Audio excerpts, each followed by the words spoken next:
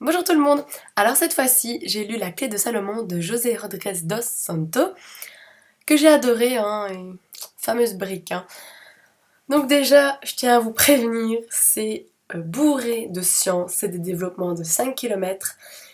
On parle de la mécanique quantique, la mécanique, la physique classique, les débats entre Einstein et Niels Bohr, les sauts quantiques, les orbitales atomiques, les électrons, le boson de Higgs, vraiment on parle de tous ces développements qui sont encore mal connus. Et ça regorge justement de tous ces développements, tous ces physiciens, chimistes hyper balèzes. Et en fait, voilà, c'est l'histoire de Thomas Norona, donc c'est le personnage principal de l'auteur, et il aime bien le reprendre dans plusieurs livres. Et apparemment, c'est la suite de la formule de Dieu. Et cette fois-ci, Thomas va être accusé d'avoir assassiné un représentant de la CIA. Et donc voilà, va commencer une chasse à l'homme de la CIA qui va absolument le tuer. Et lui, il va essayer de prouver son innocence pendant tout le bouquin.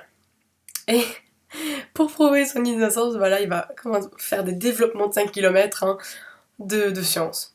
Et alors ce qui est marrant, c'est que dans le précédent bouquin, il était nul en physique, en chimie. Voilà, dans le second bouquin, il faisait des développements comme ça avec son papa, c'est son papa qui était physicien, et qui faisait des développements, ouf. Et là, je sais pas, monsieur a un nouveau diplôme, je sais pas. Putain, il est balèze le gars. Mais moi, je serais jamais réexpliqué ce qu'il a fait, hein. On est bien d'accord. Euh, Alors, en fait, au niveau du thriller, bon, c'est pas exceptionnel. Franchement, c'est pas terrible. Là, en plus, l'action va vraiment pas vite, hein. Enfin, vous avez lu quoi, 200 pages et il s'est pas passé grand chose. Ce qui se passe essentiellement, justement, c'est ces développements-là au niveau de la science. Et moi j'adore. J'ai eu l'impression de refaire tout mon cours de chimie physique avec mon prof. Parce que lui aussi est passionné de mécanique quantique et. Ouh. Mais voilà, moi j'ai adoré parce que je comprenais. J'avoue que si j'avais pas des bases, à mon avis, la soupe, hein. Faut vraiment aimer. Je vous le conseillerais pas forcément parce qu'il faut vraiment aimer. Après aussi, moi j'ai bien aimé parce que ça fait poser des questions. Hein. Est-ce qu'on a notre propre libre arbitre? Est-ce que notre destin est tout tracé? On a une conscience, mais notre cerveau réagit plus vite que notre conscience. Vous êtes face à un danger, votre cerveau va réagir plus vite. Alors, c'est. Et alors, voilà, on parle de tout ça par rapport à la science, et justement par la mécanique quantique, euh, de cette fameuse théorie du tout que Einstein aurait voulu faire pour rassembler la physique classique et la mécanique quantique. Moi j'adore, c'est j'adore. Je l'ai lu super vite parce que j'adore, mais c'est clair que je comprends vraiment que des gens n'ont pas aimé le premier tome, premier tome, hein. Ils disent que la formule de Dieu c'est le premier, mais je pense qu'il n'y a même pas besoin de le lire, hein. Ça n'a rien à voir.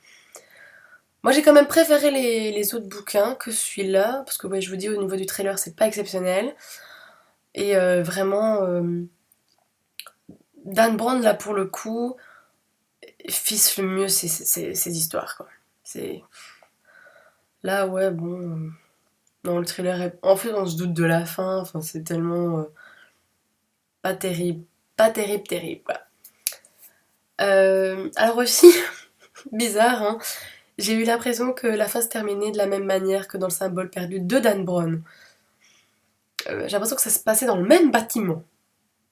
Alors là, si quelqu'un a lu celui-là et qui compte lire La Clé de Salomon, me le dise un jour, parce que j'ai été perturbée sur ce coup-là. Oui, parce qu'en plus, enfin, voilà, c'est parce que l'action se passe à Washington, et que ça m'a perturbée, hein. Le point fort de l'auteur, justement, c'est de vous dire dès le départ que tout ce qu'il va raconter, c'est vrai.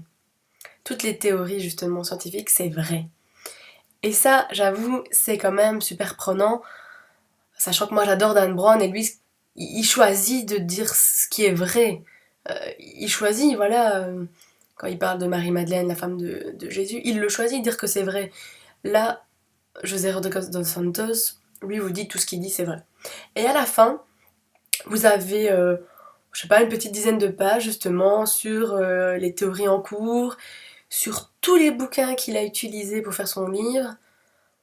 Donc vraiment au niveau documentation, c'est génial. Si vous avez envie de lire du truc scientifique, vous avez de quoi faire. Enfin moi là je pense pas, hein, j'en ai eu assez là pour quelques mois, hein. Parce que je pense pas que je relirai un truc comme ça d'ici quelques jours, hein, parce que j'aime tellement, je me rends compte que j'aime tellement lire des trucs plus détendants quand même. La joie et la bonne humeur, hein, que le stress et la peur, quoi. Donc voilà, c'est tout pour la vidéo. Donc ben, je sais pas si vous avez l'intention de le lire, parce que je vous dis c'est balèze. Et ben, on se retrouve pour une prochaine vidéo. Bye bye! Pas motivée aujourd'hui. Ah, ah, ah! Notre destin est tracé. Cette fois-ci.